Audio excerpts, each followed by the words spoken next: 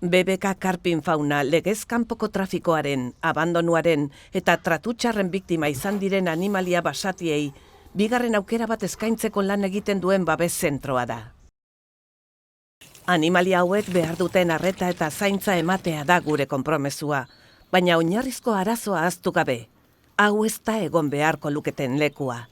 El lukete inoiz giltzapetuta eta askatasunik gabe gurean amaitu behar izan. Egia esan, inoiz ez ziren beren familietatik lapurtuak, ez da gatibutzako erreprodukziorako morroiak ere izan beharko. Baina hori gertatu ondoren, alternatiba bakanetako bat izan daiteke gure zentrua, habitat naturalean berriro sartzea bidera ezina baita. Zoritxarrez, egunero milaka animalia legez kanpoko trafikoaren eta itxian haztearen biktimak dira. Euren bizirautea arriskuan jartzen duten baldintzak gogorren menpe edo gatibutasunean betirako bizi izatera kondenatuta. Animalia basatien merkataritza gehiena legez kanpokoa da, drogen eta armen salerosketan oinarritutako krimen antolatuaren pareko inpaktuarekin. Itxian haziak edo beren habitat naturalean harrapatuak dira, batzuetan familia osoak sakrifikatuz kumeekin geratzeko eta gainera arriskuan dauden espeziei ere eraginez. Harrapatutako animalia gehienek ez dute bizirik irauten. Hori delata, animalia hoiek guztiak babesean hartzeko zentro gisa dugun helburua da, hoiek hemen amaitzera bultzatu dituzten istorioak zabaltzea eta ikusaraztea. Hitzegin ezin dutenei ahotsa emanez eta gizartea sentsibilizatuz, piztutako arreta hori biodibertsitatea babestu eta kontserbatuko duten eta praktika hoiek errepika ez daitezen ekintza zehatz bihurtzeko. Horregatik, printzipio argi eta ezinbesteko batzuk ditugu ardatz.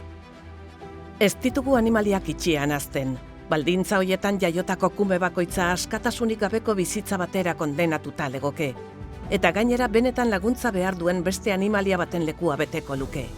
Itxian haztea, baita etxeko animaliena ere, abandonua eta tratu txarrak sustatzen ditu askotan, kasu askotan ugalketa behartu eta amak eta kume jaio berriak banatuz.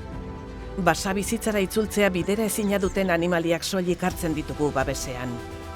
Ez ditugu animaliekin ikuskizunik egiten, ez ditugu elikatzen uzten, ez da bisitariekin zuzeneko interakziorik egiten ere, ez baitira portaera naturalak, estresa sortzen dute, istripuak eragin ditzakete eta animalia basatiak maskotak izan daitezkeen sentsazio faltsua transmititzen dutelako. Eztea eta kontzientziatzea dugu helburu, animaliek ekintza hoiek berriro jasan ez ditzaten. Printzipio hoiek guztiek helburu berari erantzuten diote, animalien esplotazioari eusten dion eskaria ez elikatzea. Horregatik esaten diogu ezetz animaliak erosteari, erosketa bakoitzak sufrimenduaren industria hori elikatu dezake. Horren ordez, adoptatzea da egokiena. Beti ere, animaliari bizitza osoan behar izango dituen zaintzak eskaintzeko konpromezuarekin.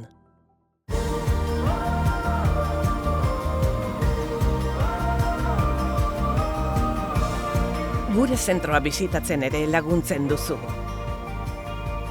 Egiten duzun bisita bakoitzak dagoeneko hemen daudenen zainketak mantentzen eta behar duten beste batzuk babesean hartzen laguntzen du.